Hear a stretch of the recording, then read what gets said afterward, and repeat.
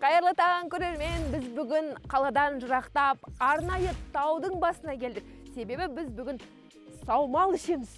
Я, біз қазір биені алдымен өзіміз сауып көріп, одан соң сауының басынан сусын ішкіміз келіп тұр. Жоқ, сау olмайтын сияқты, одан да тек қана іше салайық, я.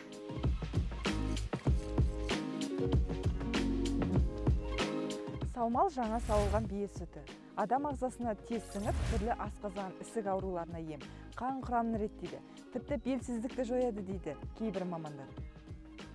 Саумалдың шипалық қасиеті 40-қа жуық аурудың алдын алады.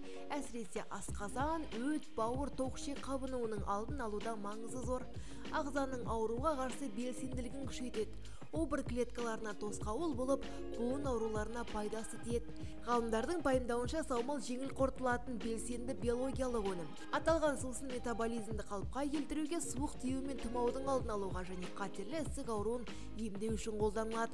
Сондай-ақ саумалдың көмегімен иммундық жүйенің қызметін жақсартуға және асқазанның ойық жарасын емдеуге болады. Бие сүті құрамы жағынан ана сүтіне ұқсас екен. Оның химиялық, физикалық құрамы өте бай. Сонымен қатар қазіргі таңда бие баудың басынан келіп арнайы саумал ішетіндердің қатары көбейген, себебі әрине дәмді әрі пайдалы астан кім бас тартсын. Сүтті қалай ыдысқа сауса шипалық қасиетін тез жояды екен. Саумалды қыш ыдысқа сауған жөн көрінеді. Тағы бір ескертетін жайт, саумалды бір ыдыстан келесі ыдысқа ауыстыра беруге болмайды. Сонымен қатар саумалдың шипалы болуына, қымыздың емді қасиетіне, жылқының жайылымы, жеген шөбі, ішкен суы мен ауасының да әсері бар. Ал енді саумалды ішіп көрейік. Алдымен сүзгіден өткізіп алайық, әрине.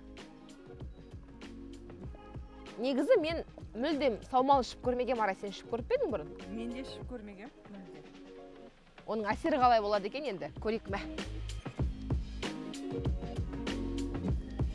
Бісміллә. Ем болсын деп іш.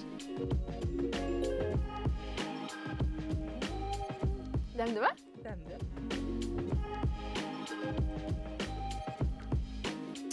Дәмді. Тәтті дәмі бар, қант қосылған сияқты.